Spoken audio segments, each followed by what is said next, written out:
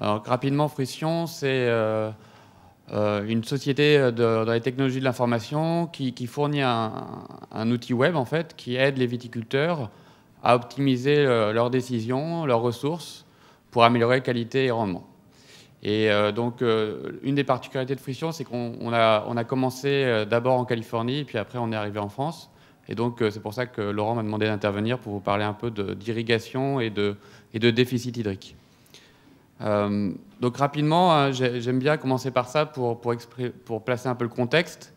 Donc là, ça, c'est une photo où Jack Cook a pris toute l'eau disponible sur la planète et l'a mise dans une sphère qui est là, qui est à gauche, à droite, et qui est en fait toute l'eau disponible. Et cette sphère fait à peu près 1300 km de diamètre. Donc ça donne déjà une idée de la limite en eau. Et après, si en plus on prend que l'eau salée, l'eau non salée, je veux dire, on n'a plus qu'une sphère de 60 km de diamètre. Donc clairement, hein, il y a une problématique eau évidente, d'autant plus que la population augmente et que 80% de l'eau à l'heure actuelle est utilisée pour l'agriculture, 70-80%. Donc clairement, si on peut faire quelque chose au niveau de l'agriculture et de la viticulture en particulier, ça aura un effet sur la conservation de la ressource en eau. Deuxième point important, c'est la sécheresse en Californie. On a vu en fait entre 2011 et 2014 une sécheresse très importante qui a été finalement relâchée un petit peu avec l'épisode El Niño qu'il y a eu entre le début de 2015 et maintenant. Donc là, El Niño vient de se terminer. Et c'est vrai qu'il a beaucoup plu pendant ce moment-là, donc ça a un peu relâché la pression. Mais quand même, entre 2011 et 2014, on voit que les réservoirs se sont vraiment vidés. Et ce qu'il faut savoir, c'est que les Californiens tapent dans les nappes un peu comme des fous. Donc on peut se poser la question, est-ce qu'on va être capable de faire de la vigne pendant encore longtemps là-bas? Voilà une réponse à ta question, Laurent. Voilà, donc du coup, nous, on s'est fait connaître parce qu'on a commencé en fait sur une décision qui était le pilotage de l'irrigation et donc sur la mesure du déficit hydrique. Donc on a une approche qui est un peu différente d'autres entreprises privées. On a décidé qu'il fallait en fait surtout utiliser la plante comme un capteur et vraiment, comme on le dit un peu souvent de façon un peu marketing, c'est de mettre la plante au milieu du débat et d'utiliser finalement la plante pour comprendre ce qui se passe. Et donc pour faire ça, on utilise en fait un capteur qui est un capteur de flux de sève. C'est cette petite bande là que vous voyez qui est la bande orange qui chauffe la vigne en permanence.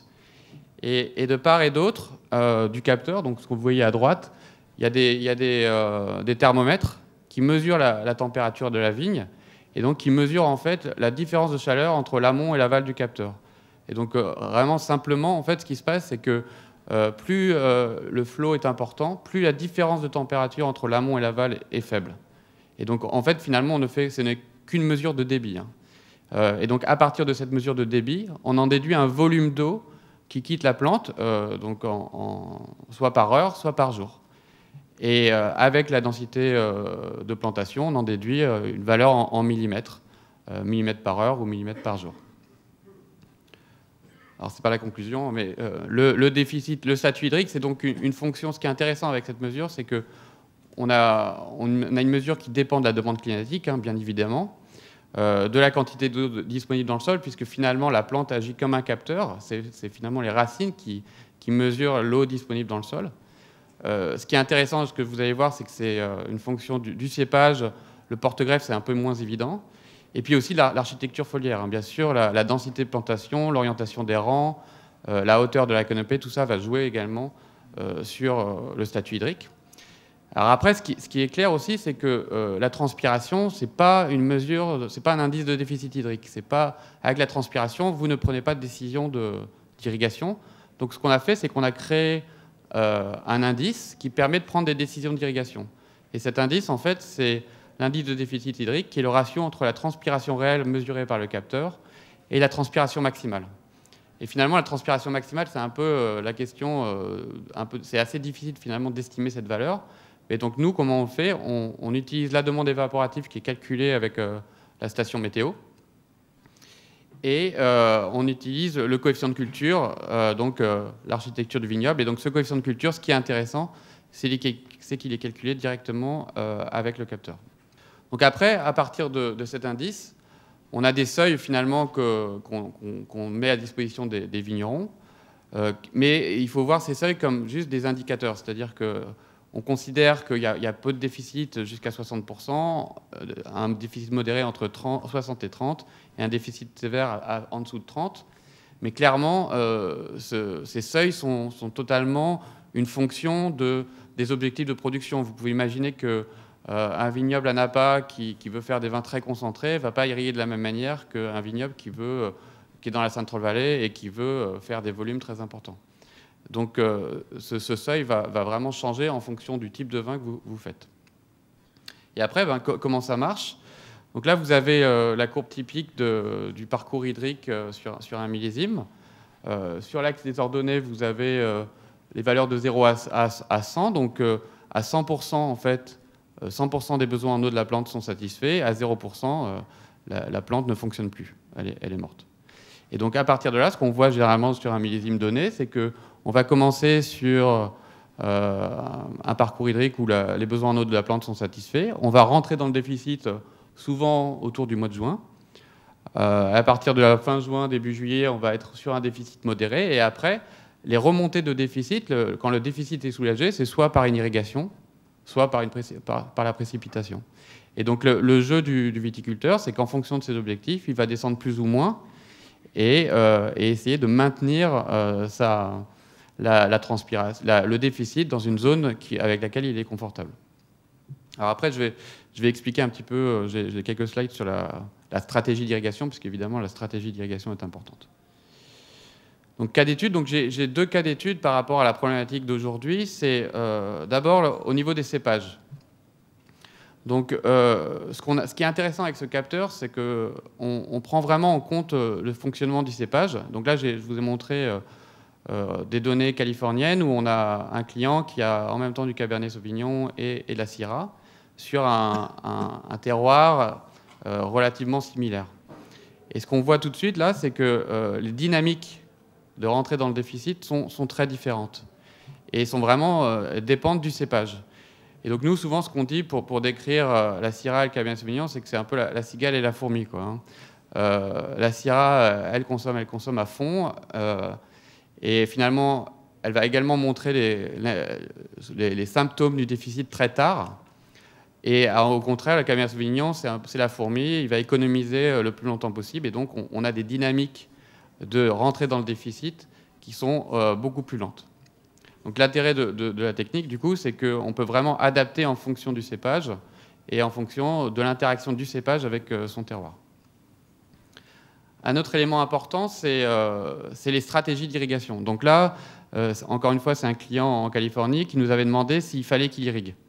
Donc en 2010, on a commencé à faire des mesures et on a commencé relativement tard, donc c'est pour ça que vous avez les données à partir du mois de juin. Et vous voyez une courbe bleue qui s'enfonce dans le déficit et puis qui arrive dans un déficit sévère et après c'est l'encéphalogramme plat. Donc en gros, sur 2010, on a vraiment une vigne qui est rentrée dans le déficit sévère et puis après qui a fait de son mieux, je dirais, pour survivre. Et donc à partir de là, clairement, il était assez évident qu'il fallait irriguer. Donc ils ont commencé à irriguer. Et donc sur 2011, ils ont vraiment adopté une stratégie d'irrigation qui était beaucoup plus conservatrice, sachant qu'il y a également eu quelques précipitations. Et donc on voit qu'ils sont plus restés dans la partie verte et un petit peu la partie orange, donc un peu de déficit hydrique. Et puis après, en fait, ce qui est intéressant, c'est que justement, au niveau qualitatif, entre 2011 et 2010, ils ont vu une qualité très différente. Ils préféraient largement celle de 2011. Et en plus, un rendement beaucoup plus intéressant par rapport à leurs objectifs de production. Et donc, ce qu'ils se sont dit par rapport à ça, c'est à partir de là, on va essayer de copier plutôt 2011 que 2010. Et donc, c'est ce qui s'est passé sur 2012, où ils ont essayé de se rapprocher du millésime 2011, sachant que c'était plus difficile parce qu'il y avait plus de déficit hydrique, puisqu'on voit une rentrée dans le déficit hydrique qui est beaucoup plus précoce dès la fin du mois de mai. Et après, au niveau conséquences, c'était assez clair, puisque sur l'accumulation en sucre par baie et les rendements, on voit 2010 qui est un millésime plus tardif, avec sans doute des blocages et un rendement plutôt faible, alors que 2011 et 2012 sont beaucoup plus intéressants, tant au niveau rendement que niveau qualité. Voilà, au niveau conclusion, donc deux choses. Hein, clairement, le choix du cépage est un élément majeur à l'adaptation au changement climatique, puisqu'on voit qu'il y a des cépages qui sont optimistes, pessimistes, et que finalement, il y a vraiment une réflexion à mener d'adéquation entre le terroir et les cépages. Et puis la stratégie d'irrigation est finalement très importante. Et ça, c'est un combat qu'on mène aussi beaucoup en France. C'est-à-dire que à l'heure actuelle, on entend beaucoup de gens dire qu'il faut irriguer de façon régulière, des petits volumes un peu tous les jours ou tous les 3 jours.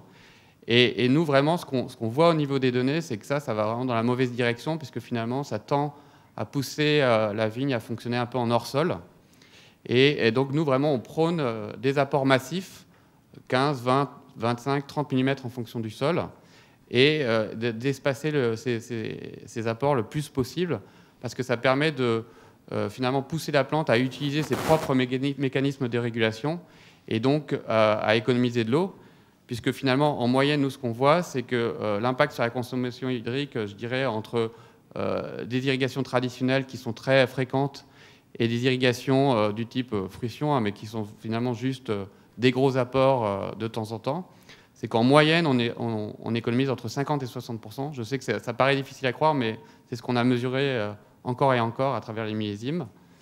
Sachant que même avec ces économies d'eau, on a des rendements qui sont au moins équivalents, voire meilleurs, et surtout une qualité qui est bien meilleure. Donc il n'y a pas de raison de ne pas le faire. C'est vrai que c'est plus difficile parce que du coup, il faut vraiment mesurer le déficit hydrique, mais en tout cas, ça marche. Voilà, je voulais terminer en remerciant Lieve et Laurent de m'avoir permis de participer, et puis je peux répondre à des questions. Merci.